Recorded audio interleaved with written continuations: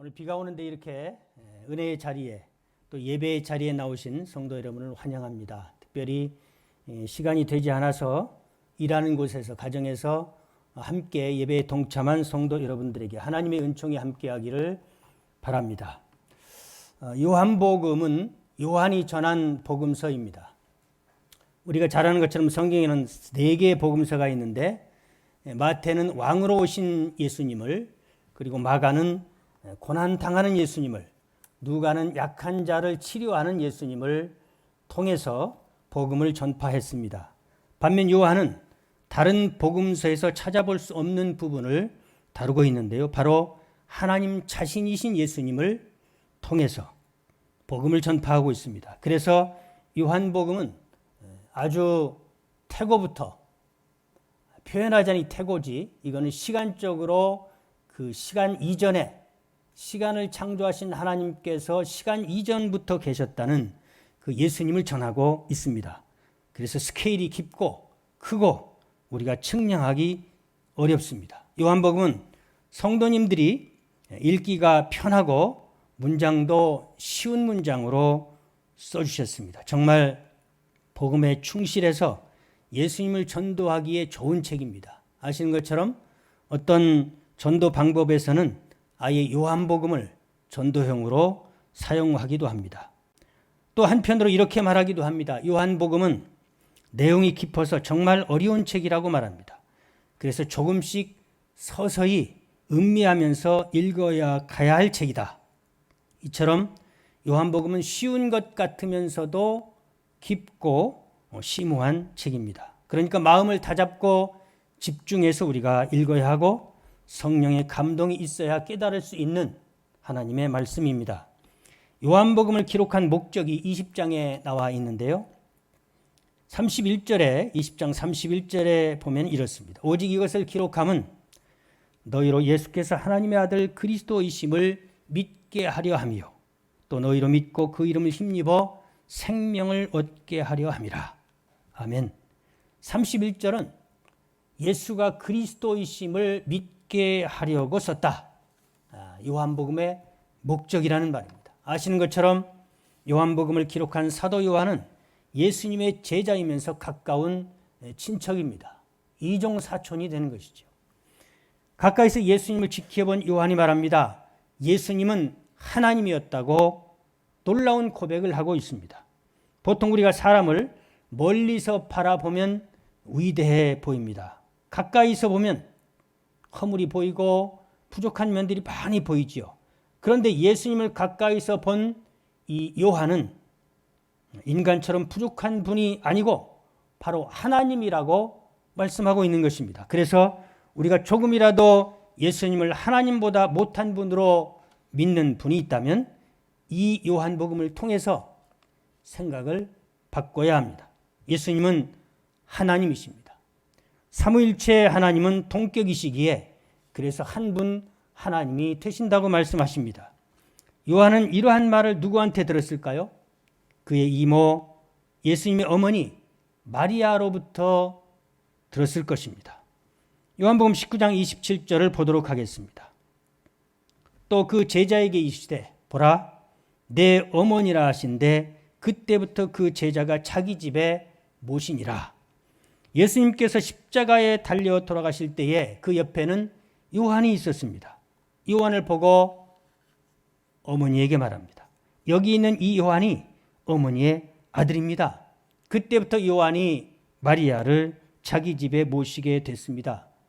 요한은 이렇게 30대 초부터 마리아를 모셨습니다. 아시는 것처럼 요한복음은 요한이 85세 또는 90세에 썼다고 말하고 있습니다. 그렇다면 적어도 60년 이상을 모셨던 것입니다. 그 긴 기간 예수님에 관하여 깊이 있는 말씀을 들었다는 말입니다. 어머니만이 느끼는 신비한 아들의 모습, 예수님이 가지고 있던 생각과 사상을 다 얘기했을 것인데 그 속 깊은 내용을 담고 있는 성경이 바로 요한복음입니다. 이렇게 사도 요한이 전하는 신비한 복음을 오늘 살펴보고자 하는데요. 첫째는 태초부터 계신 로고스에 관하여 증거합니다. 로고스는 여기서 말씀을 말합니다. 다른 복음서에는 없지만 요한복음만의 특징을 볼 수 있는데요. 아주 특별한 시작을 합니다. 마치 창세기를 시작할 때처럼 태초에 이렇게 말씀합니다. 1절 말씀입니다. 태초에 말씀이 계시니라. 이 말씀이 하나님과 함께 계셨으니 이 말씀은 곧 하나님이시니라. 이 말씀이 주는 가치를 대전신학교 박호영 교수는 그의 책 예수학에서 이렇게 말했습니다.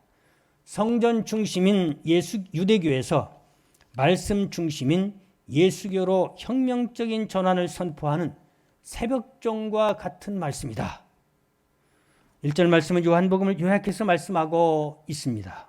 요한은 예수님을 보니까 이분은 하나님이시라고, 태초부터 계신 분이었고 다른 복음과 전혀 다르게, 그래서 시작부터 아주 장엄하게 시작을 하고 있습니다.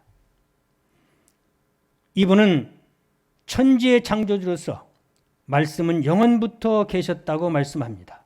영원은 시간적으로 태초를 말하는 게 아니고 태초 이전을 말하고 있습니다. 그래서 여기서 말씀은 헬라어로 로고스라는 원어를 번역한 말씀입니다.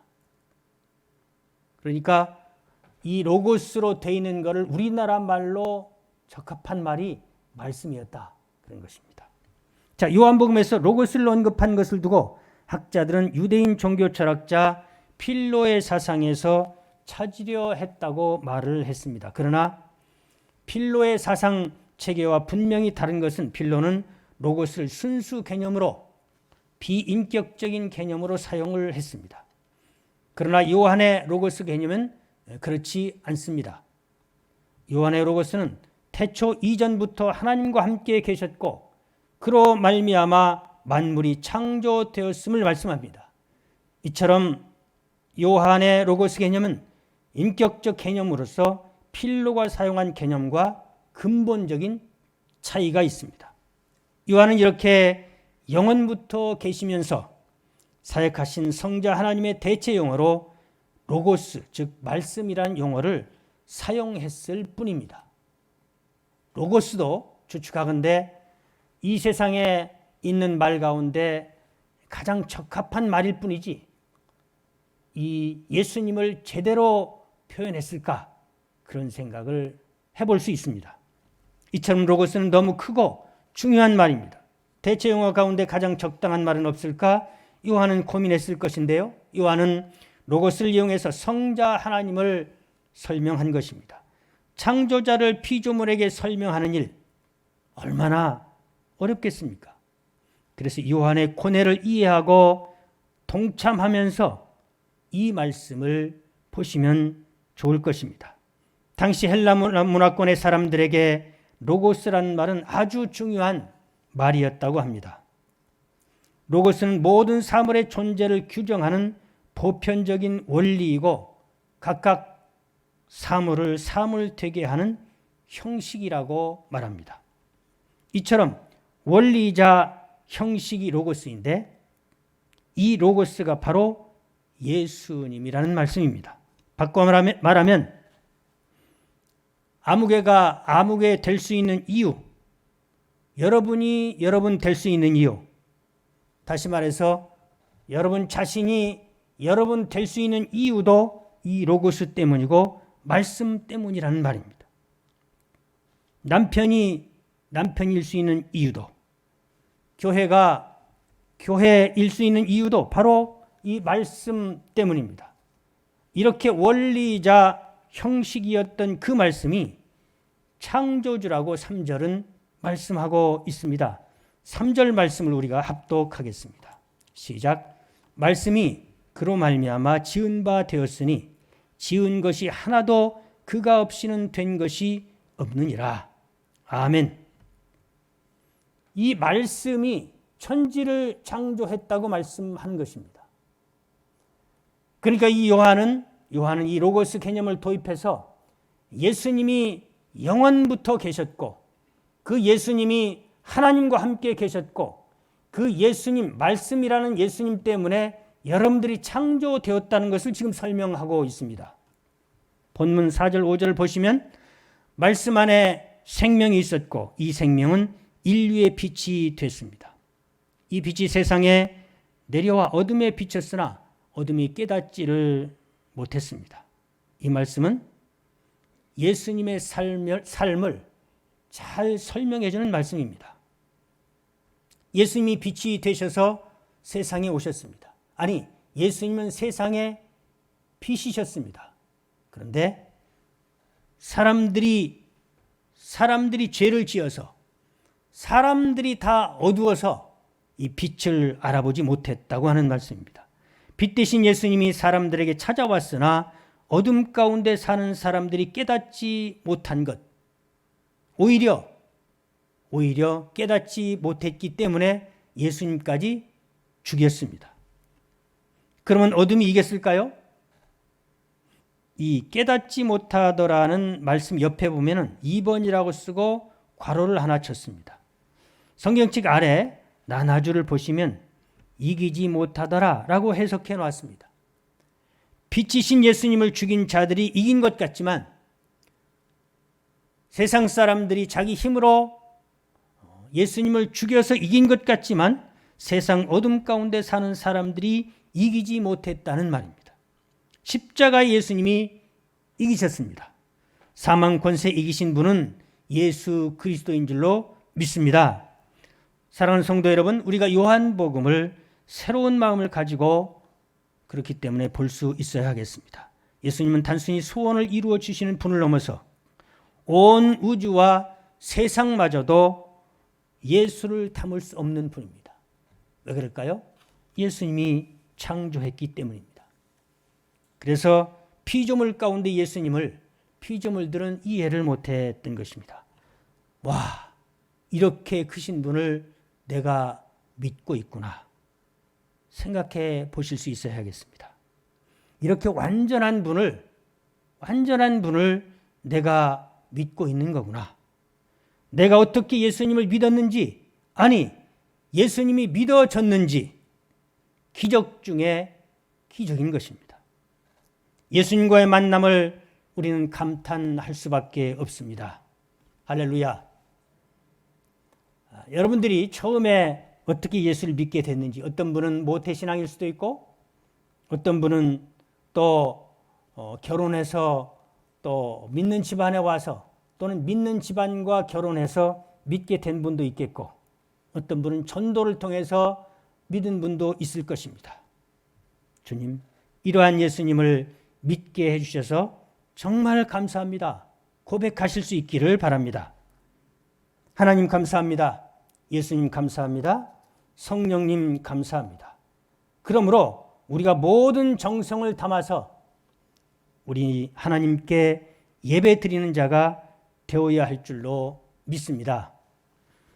두 번째는 말씀이 육신 되신 예수님의 성육신을 요한은 증거하고 있습니다. 14절 말씀입니다. 말씀이 육신이 되어 우리 가운데 거하심에 우리가 그의 영광을 보니 아버지의 독생자의 영광이요 은혜와 진리가 충만하더라. 아멘. 사랑하는 성도 여러분, 이 말씀을 듣고 여러분은 어떤 생각을 하십니까? 이게 믿어지십니까? 말씀이 육신이 돼서 왔다는 거, 이게 믿기가 쉬운 말씀이 아닌 것입니다. 이 성육신 사건은 기적 중에 기적입니다. 믿어지는 분들은 세상의 많은 복 중에 가장 큰 복을 받으신 분들인 것으로 믿습니다. 믿어지는 분들은 더 이상 바랄 것이 없는 분들입니다. 어떤 분은 말합니다. 다른 거는 다 할 수 있겠는데 말씀이 육신이 돼서 하나님이 세상에 오셨다는 거, 이거 믿어지질 않습니다.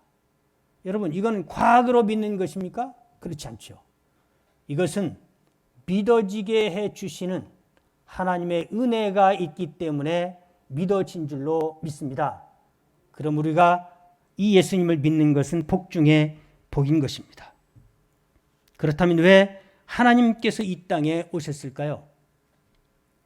말씀이신 하나님이 오신 것은 우리를 사랑하시기 때문에 오셨습니다. 너무 멀리 떠나가 버린 백성들을 구원하시기 위해서 오셨습니다. 우리는 새벽마다 우리 목사님을 통해서 그동안 선지서 말씀을 공부했습니다. 선지서 말씀을 보면은 어딘가 모르게 들은 말씀인 것 같고 어딘가 모르게 되풀이 되는 것 같은 느낌을 우리가 갖게 되지 않습니까? 이 하나님의 특별한 선택을 받은 이스라엘 선민이 멀리 떠나간 것입니다. 그 멀리 떠나간 백성들을 하나님이 그리워해서 하나님의 사람들을 보내서 그들을 부르시고 계신, 어머니가 마치 집 나간 자녀를 부르는 것처럼 애절하게 부르는 말씀인 것입니다. 백성들을 그리워하시는 하나님의 사랑을 우리는 느낄 수 있습니다.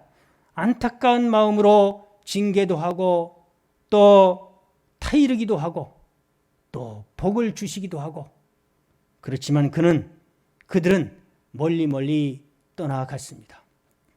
그래서 오늘 예수님이 성육신 하신 것입니다. 성육신 사건은 이렇게 곱빗 불린 망아지 같은 백성들을 찾아오신 사건입니다. 스스로는 자정 능력이 없는 사람들, 스스로는 반성하지 않는 사람들, 스스로는 자신을 돌아볼 수 없는 교만한 사람들을 찾아오신 것입니다. 그것도 창조주 하나님께서 피조물의 세계에 강림하신 사건입니다. 제가 신학교 다닐 때 일본에서 오신 나구네 교수라는 분이 있었습니다. 그분은 이름까지 우리나라의 그 정처 없이 다니는 사람들이 나그네 아닙니까? 그래서 이분이 그 낚시라는 이름을 써서 비슷하게 이름을 표현해서 나그네라고 이름을 지었습니다. 그러니까 얼마나 예수님을 사랑하는 분인지. 이분은 말합니다. 예수님이 어떻게 구약에서 그렇게 예언했던 시기에 이 피조물 작고 작은 우주의 예루살렘에 태어나셨을까? 그게 신기하다는 것이죠. 그렇게 생각해 보실 수 있잖아요. 영원한 시간 속에 지금으로부터 2000년 전에 어떻게 예수님이 그 땅에 태어나셨을까? 이것을 생각만 해도 가슴이 설레인다고 고백을 했습니다. 그것도 창조주 하나님께서 피조물 세계에 이렇게 강림하신 사건입니다. 도저히 상상할 수도 없는 일이 일어난 것입니다. 창조자가 창조물처럼 오신 사건, 최고의 능력자가 가장 낮아진 사건입니다. 그렇다면 왜 성육신입니까? 우리가 이 성육신을 이해하려면 구약의 레위기의 제사를 알아야 합니다.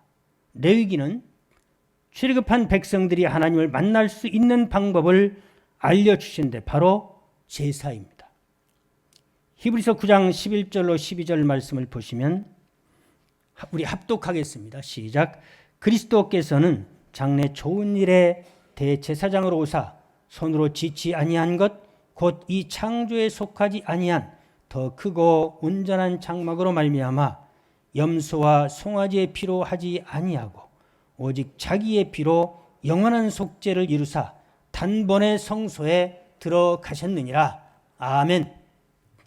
이스라엘 백성들에게, 남자들에게 1년에 3번 정도는 성전에 와서 제사를 드려라. 그래야 너희 죄를 용서해 주겠다. 그렇게 말씀하셨습니다. 그러시다가 또 아니다. 1년에 한 번도 좋다. 그래서 대속죄일을 정해서 이스라엘 백성들이 그날 하루만 와서 제사를 드려라 그랬습니다. 근데 그것도 지키지 않고 타락한 것이죠. 이 대제사장은 번제물을 잡고 이제 지성소에 들어가서 하나님을 만납니다. 그 대제사장을 대신해서 오신 예수님을 소개하고 있습니다. 그래서 그리스도께서 장래 좋은 일에 대제사장으로 오사. 그런데 1년에 한 번이지만 내년에도 해야 되고 내후년에도 해야 되기 때문에 짐승을 계속 잡는 것이죠. 그러나 예수님 오늘 히브리서 9장에서 말씀하십니다. 단번에 죽으심으로 앞으로는 염소와 송아지의 피로 하지 아니하고 나를 믿는 자는 모든 사람이 구원을 받는다. 할렐루야. 하나님의 은혜입니다. 구약 시대에는 매년 제사를 드릴 때마다 이렇게 제물이 필요했습니다. 그러나 예수님은 한 번의 제사로 완전한 속죄를 이루었다고 말씀하십니다. 이렇게 예수 그리스도는 완전한 속죄 제물이 되기 위해서 세상에 오셨습니다. 이 사실을 믿으시기 바랍니다. 아멘. 사랑하는 성도 여러분, 우리를 사랑하셔서 성육신하신 것입니다. 예수께서 우리를 사랑하사 친히 강림하신 것을 믿으시기를 바랍니다. 혹여나 이 설교를 듣는 모든 분들이 믿어지지 않습니까? 계속 우리가 하나님의 말씀을 보고 예배를 드리고 또 교회에 붙어 있으셔야 합니다. 믿어지지 않는 것은 아직 때가 되지 않았을 뿐입니다. 그리고 성령님이 임재하시면은 그때부터 성령님의 역사를 할 때 때가 되어 확신으로 바뀌는 것입니다. 본문 14절은 말씀합니다. 우리가 성육신하신 그의 영광을 보니 영광을 보았다고 말씀하십니다. 육의 눈으로 하나님의 신적인 영광을 보았다는 말입니다. 요한은 말씀이 인간의 몸을 입으신 모습을 육안으로 볼 수 있음에 놀라고 있습니다. 하나님이 천지를 창조하신 하나님이 육신이 되셔서 내 앞에 계시다는 것입니다. 그리스도에게는 인간이 범접할 수 없는 신적인 영광과 위엄이 있으셨습니다. 또한 예수님께서는 은혜와 진리가 충만했다고 말씀합니다. 은혜와 진리는 하나님의 본질적 특성입니다. PPT 띄워주십시오. 이 두 가지 특성이 예수 안에 있었습니다. 은혜와 진리란 무엇을 말하는가? 예수께서 우리 죄를 해가기 위한 화목제물로 오신 분입니다. 아담의 불순종으로 인하여 야기된 인간의 전적 타락과 무능은 자신의 노력에 의해서 의롭게 되는 것을 불가능하게 만들었습니다. 사람은 자신이 스스로 의롭게 될 수 없습니다. 하나님의 은혜만이 유일한 희망이었는데 예수님을 통해 길이 열린 것입니다. 끊임없이 반역하는 인생을 위해서 구원의 길을 열어주신 것입니다. 예수님은 모든 사람들에게 다 내게로 오라 말씀하고 계십니다. 우리 마태복음 11장 28절을 합독하시겠습니다. 시작. 수고하고 무거운 짐진 자들아 다 내게로 오라. 내가 너희를 쉬게 하리라. 아멘. 우리는 다 인생의 무거운 짐을 지고 있습니다. 죄짐에 눌린 사람들, 어떻게 살아야 하나님을 기쁘시게 하는지 알지 못하는 사람들, 구원의 길에 무지한 모든 이들이 예수께로 오면 인생의 해답을 찾을 수 있습니다. 이처럼 요한이 예수 안에서 발견한 진리는 세상이 줄 수 없는 참 자유를 주는 구원의 진리였습니다. 인간이면 누구나 안고 있는 생의 갈증 문제, 누구나 죄로 인해서 내가 이대로 살아야 되는 것인가, 죽어야 되나 고민하는 분들에게 예수님은 찾아오셨습니다. 우리가 교회에 다닌다는 사실만으로 답을 얻었다고 말씀할 수는 없습니다. 그러므로 우리가 예수 그리스도를 영접하는, 예수 그리스도를 만나는 일이 대단히 중요합니다. 예수 안에서만 모든 사람은 참된 평안과 기쁨을 얻게 됩니다. 사람의 행복은 소유에 많고 적음에 있지 않습니다. 그것에 비례하지 않습니다. 행복 지수가 결정한다고 합니다. 소유가 많아도 행복 지수가 낮은 사람은 불행한 것이고, 소유가 적을지라도 행복 지수가 높은 사람은 행복하다고 합니다. 이것이 지혜인 것이죠. 여러분, 그러나 진정한 행복은 예수 안에 답이 있는 줄로 믿습니다. 다른 곳에서는 답이 없습니다. 예수 안에서 인생의 참된 만족을 누릴 수 있습니다. 더 나아가 이런 성도에게는 야곱이 체험했고 다니엘에게 약속하신 하늘이 열리는 복을 주실 줄로 믿습니다. 이 하늘이 열리는 체험을 하고 사도 바울은 어찌할 바를 몰랐습니다. 내가 다 설명할 수 없다. 이렇게 하늘이 열리는 은혜를 우리 모든 사람들이 하나님을 사랑하고 예수 그리스도를 만날 때 열리게 될 줄로 믿습니다. 요한복음 4장 14절 말씀입니다. 내가 주는 물을 먹는 자는 영원히 목마르지 아니하리니 나의 주는 물은 그 속에서 영생하도록 솟아나는 샘물이 되리라. 아멘. 셋째로 세례 요한과 그의 사역을 증거하고 있습니다. 6절 말씀을 보시면 하나님께로부터 보내시는 사람이 있었습니다. 그의 이름은 요한이라. 우리가 말하는 세례 요한입니다. 세례 요한을 하나님께로부터 보내심을 받은 사람이라고 소개합니다. 이는 말라기 4장 5절에 예언한 엘리야가 바로 세례 요한이다. 그렇게 성경은 말씀하고 있습니다. 그는 백성들에게 회개를 선포하며 메시아의 길을 예비하는 충성스러운 길을 걸었습니다. 먼저 세례 요한은 자기가 빛이 아니라 빛에 대해서 증거하러 온 자라고 말씀합니다. 나는 빛이 아닙니다. 자신 있게 말했던 사람이 세례 요한입니다. 이처럼 세례 요한은 어떠한 경우에도 자기를 나타내지 않고 그리스도만을 세상에 나타내고자 했습니다. 사람들의 이목이 자신에게 집중됐음에도 불구하고 그는 자신을 드러내지 않고 모든 시선을 그리스도에게로 향하는 겸손을 가졌다고 하는 사실입니다. 이러한 세례 요한의 모습에서 오늘 우리 성도가 이 세상 살면서 무엇을 힘써야 하고 어떻게 살아야 하는지 그 자세를 배우게 됩니다. 우리가 최우선에 해야 할 것은 온 땅 모든 사람들에게 그리스도를 증거하는 일입니다. 우리는 이 일을 위해서 선택을 받았고 구원을 받았습니다. 전도는 우리에게 맡겨주신 최고의 직분입니다. 이 일은 우리를 불러주신 그분이 그만두라고 할 때까지 하는 것입니다. 이 일은 언제나 최우선의 과제가 되어야 할 것입니다. 이 사명을 위해서 어떤 분은 교역자로, 어떤 분은 항존직으로, 또 교사로, 성도로 부르심을 받았습니다.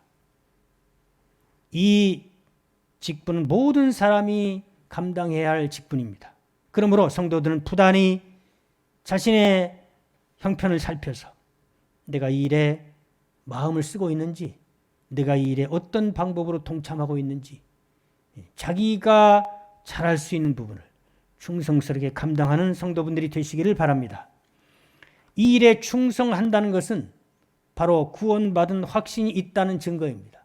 구원받은 확신이 있으면 있을수록 이 일에 관심을 쓸 수밖에 없다는 것입니다. 왜냐? 이것이 복이고 이것이 사는 길이기 때문입니다. 그러므로 기쁘고 영광스러운 일이요 함께 기뻐할 일이 전도하는 일이 됩니다. 마태복음 28장 19절로 20절은 말씀합니다. 그러므로 너희는 가서 모든 민족을 제자로 삼아 아버지와 아들과 성령의 이름으로 세례를 베풀고 내가 너희에게 분부한 모든 것을 가르쳐 지키게 하라. 볼지어다 내가 세상 끝날까지 너희와 항상 함께 있으리라 하시니라. 아멘. 이처럼 세례 요한은 빛에 대하여 증거했습니다. 또한 세례 요한은 자기로 말미암아 예수를 그리스도라 믿도록 충성을 다했습니다. 전파하는 것뿐만이 아니라 그는 자기를 통해서 믿도록 최선을 다했다는 것입니다. 7절 말씀입니다. 그가 증언하러 왔으니 그 빛에 대하여 증언하고 모든 사람이 자기로 말미암아 믿게 하려 함이라. 자기로 말미암아 라는 말은 세례 요한이 자신의 위치를 잘 알고 있었다는 말씀입니다. 이처럼 그는 자신의 위치를 알고 충성했습니다.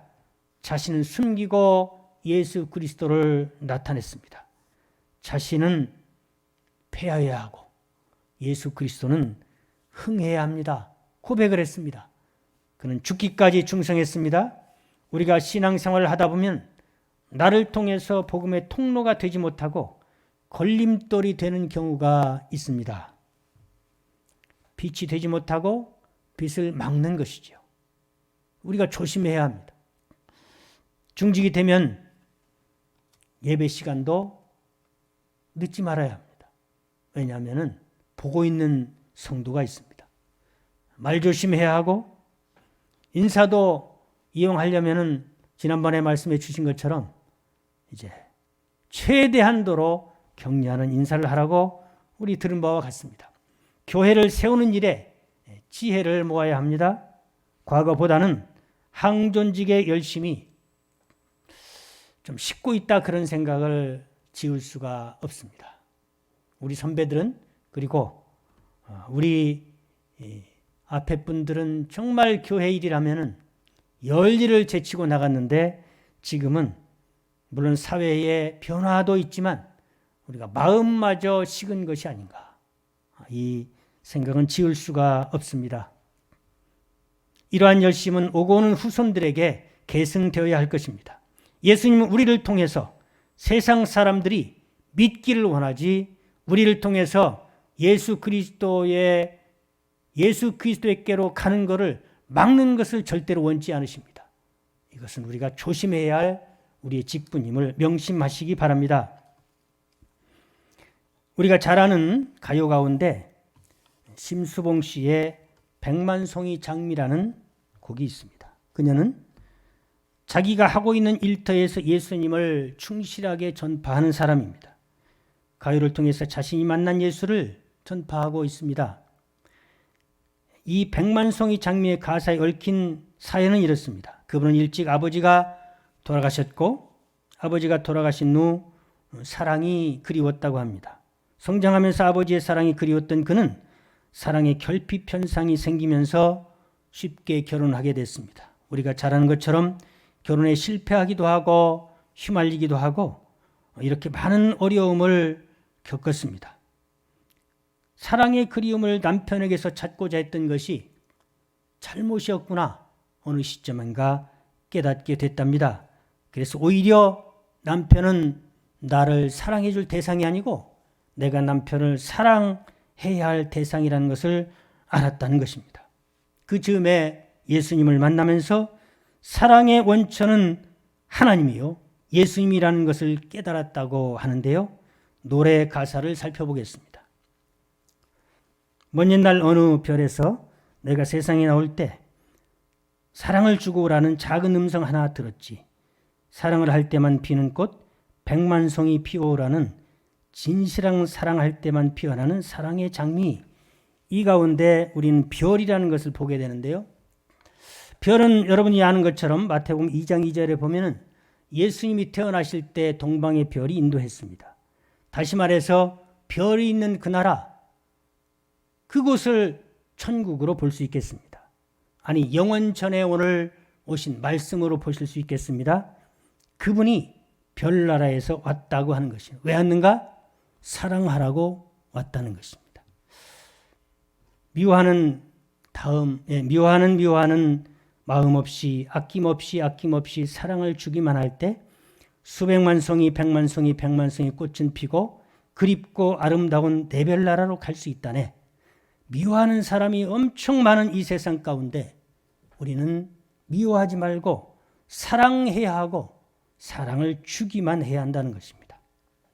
그럴 때 이 장미꽃은 한 송이 한 송이 피기 시작해서 백만 송이가 되고 수백만 송이가 될 것입니다. 그립고 아름다운 나라로 그때 갈 수 있었다는 것입니다. 아니 우리도 갈 수 있다는 십자가 사랑을 말씀하고 있습니다. 진실한 사랑은 뭔가?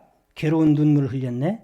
헤어져간 사람 많았던 너무나 슬픈 세상이기에 수많은 세월 흐른 뒤 자기의 생명까지 모두 다 준 비처럼 호련히 나타난 그런 사랑 나를 안았네. 예수님을 만난 후에 예수님의 사랑이 나를 안았다는 것입니다. 그의 사랑이 나를 안아 주어서 나는 사랑의 갈증을 해결함 받았다는 것입니다.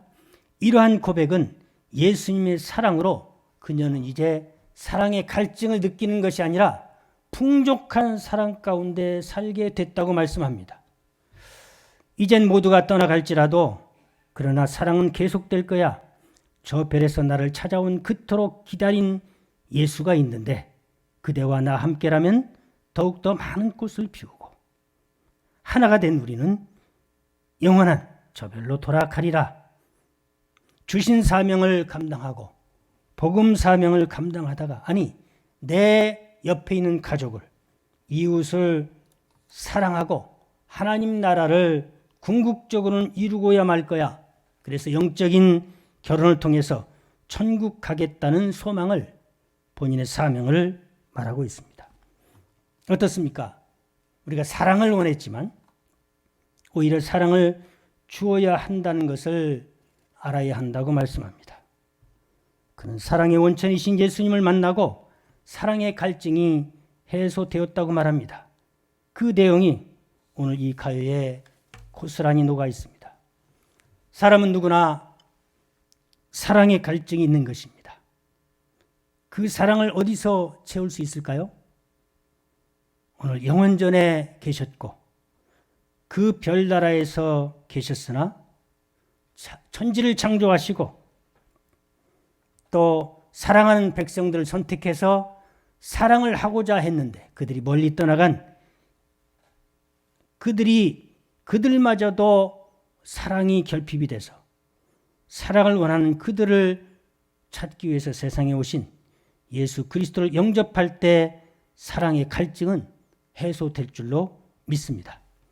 마치 수가성 여인이 예수님을 만난 후에 목마름을 채우려 했던 물동이를 던져버리고 그는 동네로 들어갔습니다. 내가 메시아를 만났다. 그것이 전도가 됐던 것입니다. 이 예수님과의 간절한 만남, 제대로 된 만남이 있을 때 전도는 스스로 되어질 수 있다는 사실입니다. 우리가 왜 전도를 못합니까? 확실하게 예수를 만나지 못했기 때문입니다. 왜 우리가 참지 못합니까? 확실하게 예수님을 만나지 못했기 때문입니다.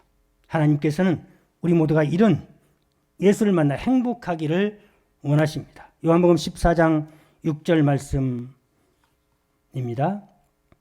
예수께서 이르시되 내가 곧 길이요 진리요 생명이니 나로 말미암지 않고는 아버지께로 올 자가 없느니라.